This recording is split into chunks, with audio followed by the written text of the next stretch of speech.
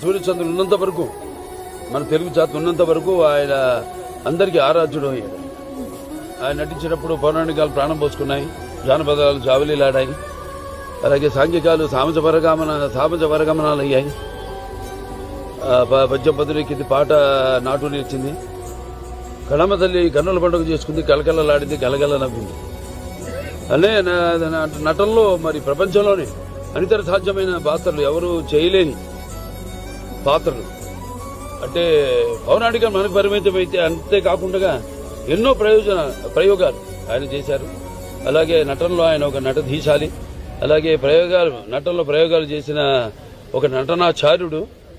అలాగే చేసిన ప్రతి పాత్రను కూడా పరకాయ ప్రవేశం చేసి అణువణువులు నింపుకుని ఆ పాత్రలకు ప్రాణం పోసిన మహానుభావుడు నందమూరి తారక రామారావు. అటువంటి నటుడు ఎటు చూసినా ఎటు వెతికినా కూడా ఎక్కడా మనకి కనిపించాడు.